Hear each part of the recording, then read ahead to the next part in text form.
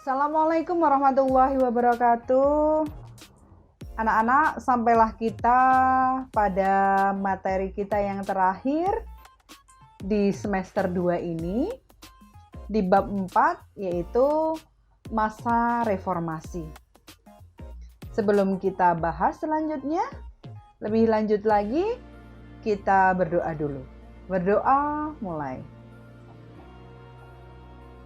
Selesai? Alhamdulillahirrabbilalamin. Anak-anak yang Ibu sayangi, Ibu harapkan kalian tetap semangat ya, biarpun kalian belajarnya di rumah. Minggu kemarin kita belajar tentang masa Orde Baru. Kalau kita berbicara tentang masa Orde Baru, kita pasti akan teringat dengan Presiden Soeharto yang menjadi pemimpin negara selama berpuluh-puluh tahun.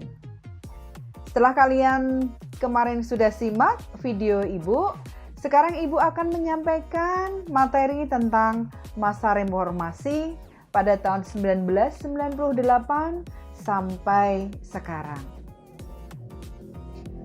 Tujuan pembelajaran kita kali ini yang pertama adalah mengidentifikasi perkembangan politik, ekonomi, sosial dan budaya di Indonesia pada masa reformasi.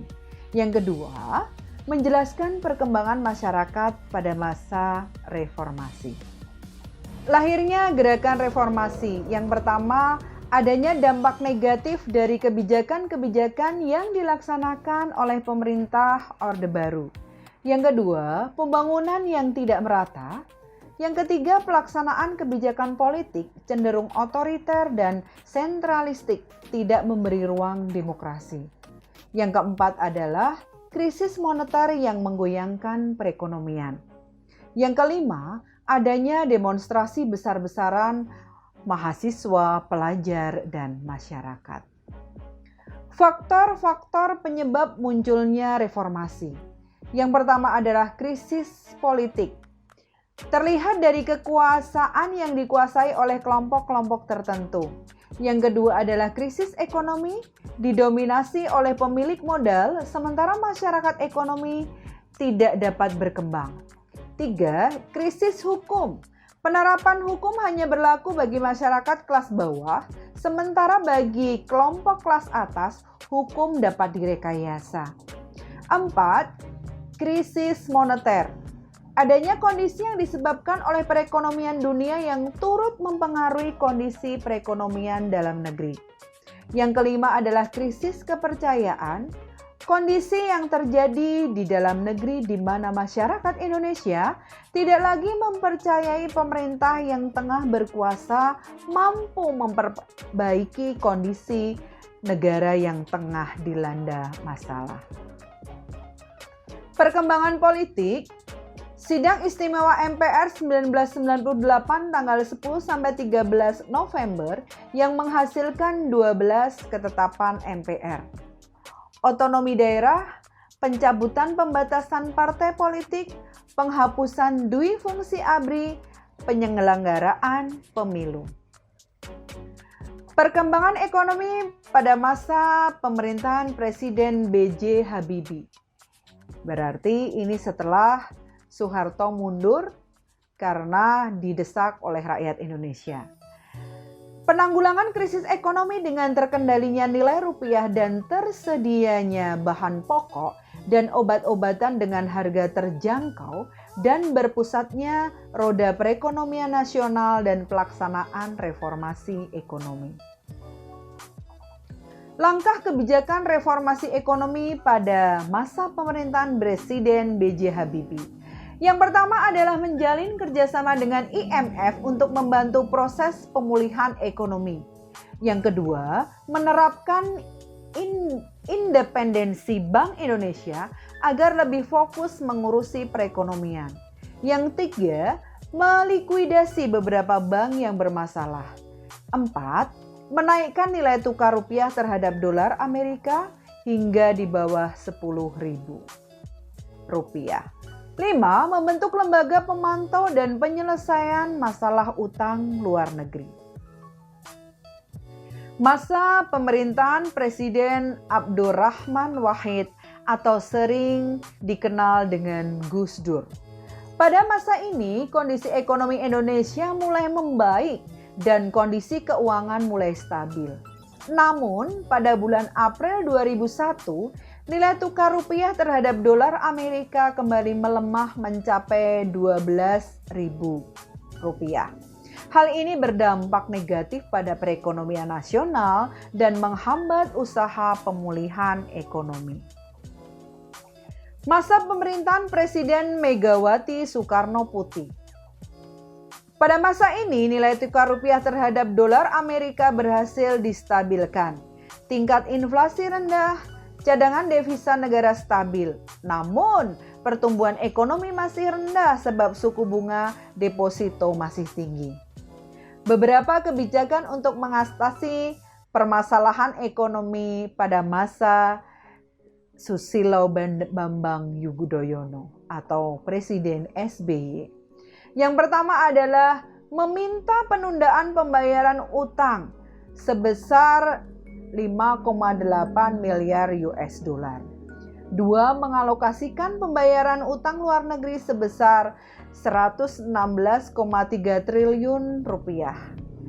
3. Kebijakan privatisasi badan usaha milik negara atau BUMN. Masa pemerintahan Susilo Bambang Yudhoyono, perkembangan ekonomi cukup baik. Terlihat dari rata-rata pertumbuhan berkisar pada 5% sampai 6%. Beberapa kebijakan untuk mengatasi permasalahan ekonomi pada masa SBY yang pertama adalah mengurangi subsidi bahan bakar minyak. Yang kedua adalah pemberian bantuan langsung tunai. Yang ketiga adalah pengurangan utang luar negeri. Kehidupan masyarakat Indonesia. A. Kehidupan sosial. Di awal reformasi adanya berbagai bentuk sosial bersifat etnis.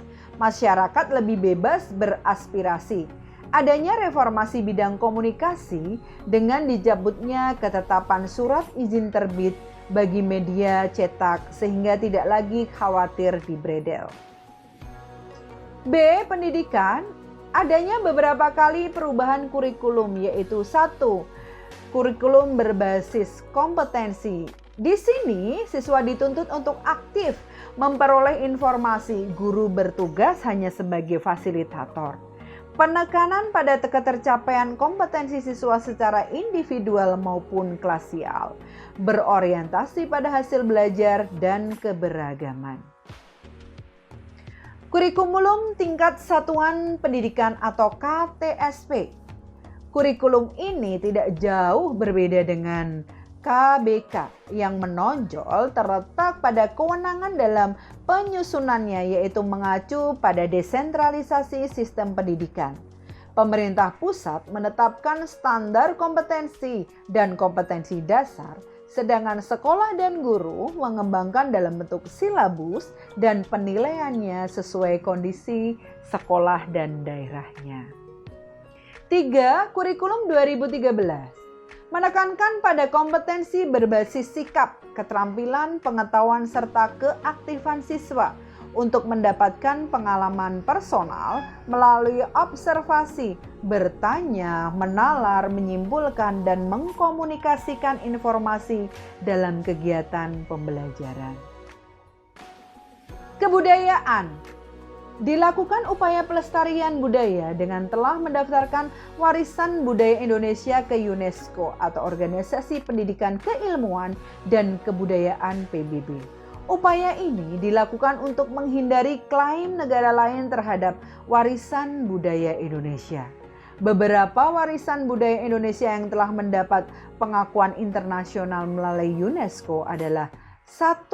Warisan cagar budaya, misalkan Candi Borobudur, Candi Prambanan, situs prasejarah Sangiran. 2. Warisan karya budaya tak benda, misalkan wayang, keris, batik, angklung, tari saman, dan noken. Masih banyak warisan budaya Indonesia yang sedang dalam proses pendaftaran UNESCO. Di antaranya tenun ikat Sumba, rencong Aceh, tari tortor Sumatera Utara, gordang sembirang Sumatera Utara, songket Palembang, ondel-ondel dari DKI Jakarta, reog Ponorogo, sasirangan Kalimantan Selatan. Nah, terima kasih anak-anak sudah menyimak tadi tentang bahasan reformasi. Nah, yang terakhir Ibu akan memberikan kalian video pada saat rakyat Indonesia bersama mahasiswa, bersama intelektual dalam memperjuangkan agar di Indonesia keadaannya lebih baik lagi. Kalau bisa disebut, itu adalah pada masa reformasi. Terima kasih anak-anak. Kita baca hamdalah karena kita sudah selesai pembelajaran kita kali ini. Mudah-mudahan kalian tetap sehat, tetap semangat. Assalamualaikum warahmatullahi wabarakatuh. Tumbangnya rezim Orde Baru yang dipimpin Soeharto 20 tahun silam bukan tanpa alasan. Gejolak demonstrasi mahasiswa besar-besaran hingga tewasnya 4 mahasiswa Trisakti menuntut Soeharto mundur menjadi gerakan reformasi nasional. Dan berikut adalah peristiwa yang terjadi sebelum Soeharto resmi mengundurkan diri 20 tahun silam.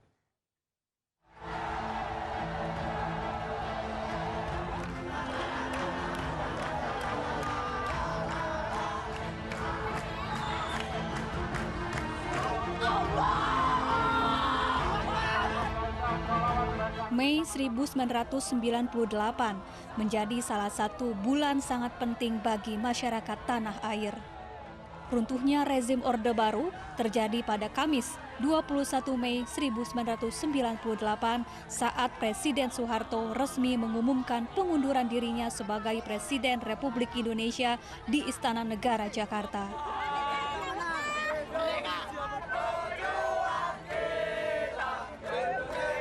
Setelah pengumuman Soeharto mundur dari jabatannya, B.J. Habibie yang menjabat Wakil Presiden dilantik menjadi Presiden ketiga Indonesia di depan Mahkamah Agung lantaran pelantikan Presiden di gedung DPR MPR tidak mungkin dilakukan karena seluruh sudut gedung Dewan diduduki mahasiswa sejak beberapa hari sebelumnya.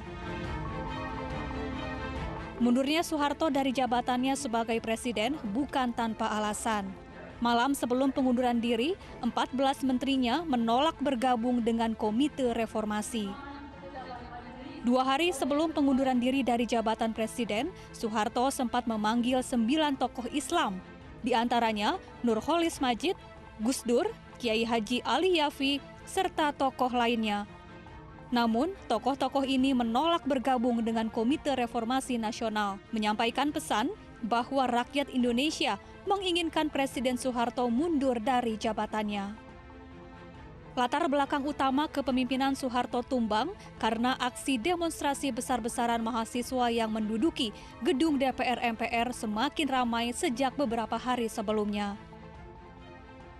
Tidak hanya mahasiswa yang menggeruduk gedung DPR MPR, sejumlah tokoh yang bergabung dalam gerakan reformasi nasional juga berdatangan.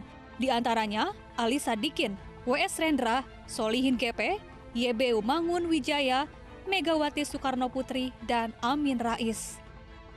Di hari yang sama, 18 Mei 1998, kejutan besar datang tiba-tiba dari Ketua DPR Harmoko yang menggelar konferensi pers menyikapi tuntutan reformasi. Orang dekat Soeharto ini meminta Soeharto mundur. Gelombang unjuk rasa mahasiswa semakin masif. Ribuan mahasiswa dari berbagai elemen mendatangi dan menduduki gedung DPR MPR. Mereka menuntut Soeharto mundur hingga menginap beberapa hari ke depan. Kerusuhan hingga penjarahan massal beraroma sara terjadi di sejumlah titik di ibu kota, mulai dari 13 hingga 15 Mei 1998. Tepat pada 12 Mei 1998, 4 mahasiswa Universitas Trisakti Jakarta gugur setelah ditembak aparat keamanan saat berunjuk rasa di depan kampusnya di Grogol, Jakarta Barat. Para mahasiswa ditembak aparat keamanan setelah terlibat bentrok saat menggelar unjuk rasa menuntut Soeharto mundur dari jabatannya.